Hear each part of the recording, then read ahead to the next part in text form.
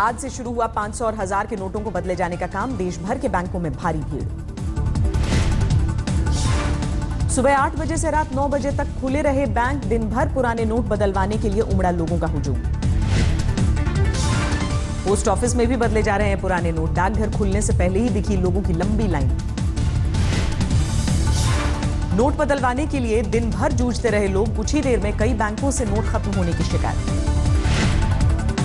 बैंकों से मिल रहे हैं 2000 के नए नोट। लोगों ने जमकर खींची सेल्फी। कल से 500 के नए नोटों की भी मिलने की उम्मीद। 2 दिनों बाद कल से काम करेंगे बैंकों के एटीएम। 18 नवंबर तक निकाले जा सकेंगे 2000। 19 नवंबर से 4000 तक की निकासी। शनिवार और रविवार को भी बैंकों में होगा कामकाज। 4000 तक के पुराने नोट बदलवा सकते हैं लोग। नोटबंदी के फैसले के बाद एसी फर्स्ट क्लास के रेल टिकट की बुकिंग में 1000% की बढ़ोतरी। 200% बढ़ी एसी सेकंड क्लास की बुकिंग। एसी फर्स्ट और सेकंड क्लास की वेटिंग लिस्ट टिकटों पर रेलवे ने लगाई रोक। काले धन खपाने की कोशिश रोकने की कवायद। वेटिंग लिस्ट के टिकट कैंसिल होने पर बढ़ेगी लोगों की मुश्किल। 10,000 या इससे ज्यादा की रकम सीधे अकाउंट में ट्रांसफर करेगा रेलवे। नोटबंदी को लेकर चांदनी चौक के कारोबारियों में हड़कंप। खाने पीने को छोड़कर सारी दुकानें बंद। चांदनी चौक के कारोबारियों ने सरकार के फैसले का विरोध किया। आगे की रणनीति के लिए कल बुलाई एसोसिएशन की बैठक। नोटबंदी को लेकर सुलगी सियासत। मायावती का मोदी सरकार पर हमला। कहा यूपी चुनावों से पहले नोट बंद कर देश में लगाया गया आर्थिक आपातकाल। नरेंद्र मोदी के शासनकाल में भी अब यहाँ पूरे देश में अघोषित आर्थिक इमरजेंसी लगा दी गई है। मुलायम सिंह ने भी मायावती के सुर में मिलाए सुर। कहा आम लोगों को दी जानी चाहिए थी मोहलत। कुछ दिनों के लिए लगाई जाए रोक। नोटबंदी को लेकर अरविंद केजरीवाल ने प्रधानमंत्री पर आरोप लगाए। कहा अपनी पार्टी और लोगों का काला धन कराया एडजस्ट। केजरीवाल ने पीएम को दी चुनौती। कहा स्विस बैंक में अकाउंट वालों के खिलाफ कार्रवाई करके दिखाएं पीएम। प्रधानमंत्री ने खुद ट्वीट करके कहा था देश का बच्चा बच्चा जानता है कि काला धन स्विस बैंकों में पड़ा है। तो प्रधानमंत्री जी आपको तो पता था कि काला धन कहां पड़ा है। अब प्रधानमंत्री बनने के बाद क्या हो गया? वो स्विस बैंकों का पैसा कहां गया? उसको क्यों नहीं कर रहे? विपक्ष के हमले पर वित्त मंत्री अरुण जेटली का पलटवार। आज तक से खास बातचीत में कहा कुछ राजनीतिक दल स्वार्थ के चलते कर रहे हैं विरोध। मुझे लगता है कि कुछ राजनीतिक दल उनका इसमें निजी स्वार्थ था। नोटबंदी के बाद अस्पतालों की मनमानी। पटना के पारस अस्पताल में 26 साल के युवक की लाश को परिजनों से देने से किया इनकार। कल पटना के पारस अस्पताल में डेंगू से हुई थी धनु की मौत। बिल के लिए परिजनों के पास थे 500 और 1000 के नोट। बुलंदशहर के खुर्जा में अस्पताल में इलाज नहीं मिलने की वजह से नवजात की मौत। अस्पताल ने 500 और 1000 के नोट लेने से इनकार कर दिया था। बेगूसराय में पुराने नोट होने की वजह से वक्त पर नहीं मिल पाया रेप पीड़ित बच्ची को इलाज। पटना रेफर किए जाने के बाद एम्बुलेंस चालक ने पुराने नोट लेने से किया इनकार। पुरानी करेंसी बंद होने से जेल और अदालतें भी प्रभावित। यूपी के हरदोई में कैदियों की कोर्ट में नहीं हो सकी पेशी। लोगों की परेशानी पर आज तक से खास बातचीत में वित्त मंत्री ने दिलाया भरोसा। कहा डालनी होगी ईमानदारी से जीने की आदत। थोड़ी तकलीफ जरूर होगी, लेकिन एक बार ईमानदारी से जीना हम सीख लेंगे तो उसका सुख ज्यादा मिलेगा। दिल्ली में डीटीसी की मनमानी। पैसे जमा कराने पहुंचे कंडक्टरों से नहीं लिए 500 और 1000 के नोट। फिरोजाबाद में बीजेपी कार्यकर्ताओं ने बदले लोगों के पुराने नोट। 500 और 1000 के बदले दिए 100-100 के नोट। हैदराबाद में पुराने नोट बेकार हो जाने के डर से महिला की खुदकुशी। कुछ दिनों पहले जमीन सौदे से मिले थे 55 लाख रुपए। नेपाल में 500 और 1000 के भारतीय नोट बंद होने का दिखा असर। नेपाल राष्ट्र बैंक ने लोगों को लेन देन नहीं करने की दी हिदायत।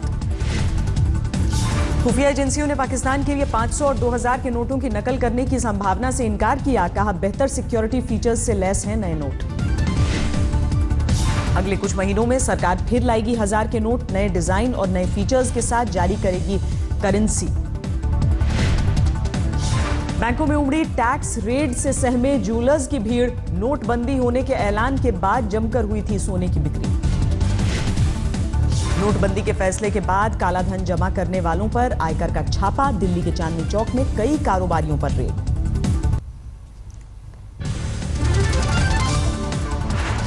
सतलुज यमुना लिंक नहर मामले में पंजाब को सुप्रीम कोर्ट का झटका। हरियाणा को मिलता रहेगा पानी।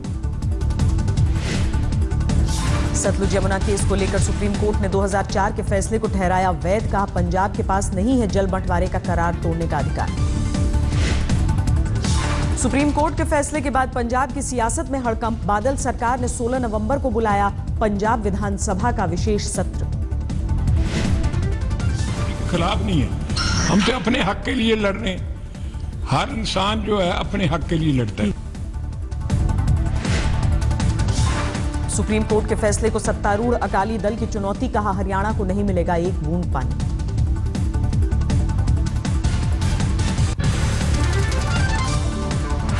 उन लोगों को अपनी जान देने को कुर्बान दे देंगे। जब हमारे काली काडर जो लाखों का काडर है वो कुछ भी कुर्बानी देने के तो तैयार है, पर पानी एक बूंद नहीं जाएगी। सुप्रीम कोर्ट के फैसले के बाद पंजाब के पूर्व सीएम कैप्टन अमरिंदर सिंह ने लोकसभा से दिया इस्तीफा। कहा पंजाब सरकार ने सही से नहीं की केस की पैरवी। और जजमेंट आज आ गई, हमने रिएक्ट कर दिया।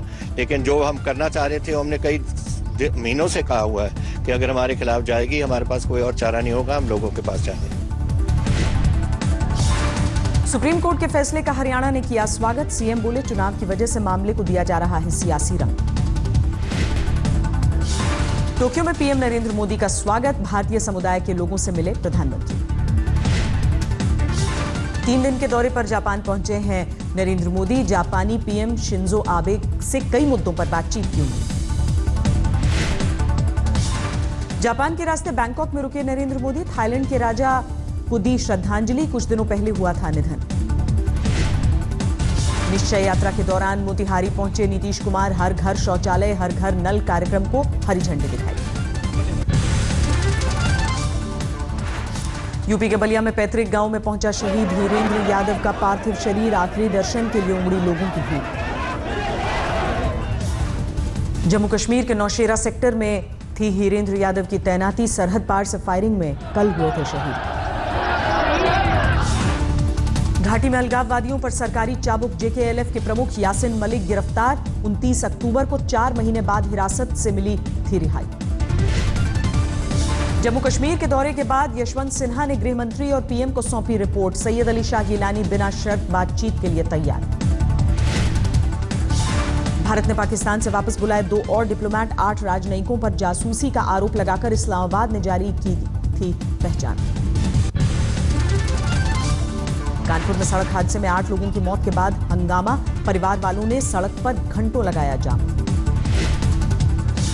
मारुति वैन और कंटेनर की टक्कर में हुई 8 लोगों की मौत। मरने वालों में 7 स्टेट बैंक के कर्मचारी देर रात बैंक से काम कर लौट रहे थे। हैदराबाद में तेज रफ्तार ट्रक ने ऑटो को मारी टक्कर। हादसे में 7 की मौत 8 घायल। यूपी के फतेहपुर में वाराणसी से अगवा बच्चा बरामद। 2 दिनों पहले कार सवार बदमाशों ने अपहरण किया था। यूपी के बिजनौर में सिलेंडरों से भरे ट्रक में आग। दमकल की गाड़ियों को घंटों करनी पड़ी कोशिश। ग्रेटर नोएडा के एक घर में लूटपाट के लिए घुसे लुटेरों को हाथ लगी निराशा। 500 और 1000 के नोट छोड़कर ही निकले। जयपुर में 2.5 साल के मासूम को मां ने कुएं में फेंका। अवैध रिश्तों की वजह से देवर के साथ मिलकर साजिश रची। दोनों गिरफ्तार। नोएडा में 4 नाइजीरियाई समेत 8 गिरफ्तार। ईमेल स्पूफिंग के जरिए करते थे धोखाधड़ी। महाराष्ट्र के बुल्ढाणा में 40 साल के शख्स की लाश मिलने से हड़कंप। शहर के बीच पार्क में मिला शव। यूपी के मिर्जापुर में बीच सड़क हाई वोल्टेज ड्रामा। पत्नी ने पैसे मांगे तो रेलवे ट्रैक पर सुसाइड करने पति पहुंचा। महाराष्ट्र की बाल कल्याण मंत्री पंकजा मुंडे ने लॉन्च किया चिराग मोबाइल ऐप। बच्चों के अधिकारों की रक्षा की कवायद। 14 नवंबर से दिल्ली के प्रगति मैदान में शुरू होगा इंडिया इंटरनेशनल ट्रेड फेयर। राष्ट्रपति प्रणब मुखर्जी उद्घाटन करेंगे। राजधानी दिल्ली पर मंडराया कोहरे का खतरा। मौसम विभाग के मुताबिक 24 से 48 घंटों में धुंध में लिपट जाएगी राजधानी। दिल्ली में ठंड की दस्तक, 11.5 डिग्री पहुंचा न्यूनतम तापमान। 2 दिनों बाद 11 से नीचे लुढ़क जाएगा पारा। 12 और 13 नवंबर को आज तक के साहित्य महाकुंभ का आयोजन। दिल्ली के इंदिरा गांधी राष्ट्रीय कला केंद्र में जमा होंगे 100 से ज्यादा लेखक।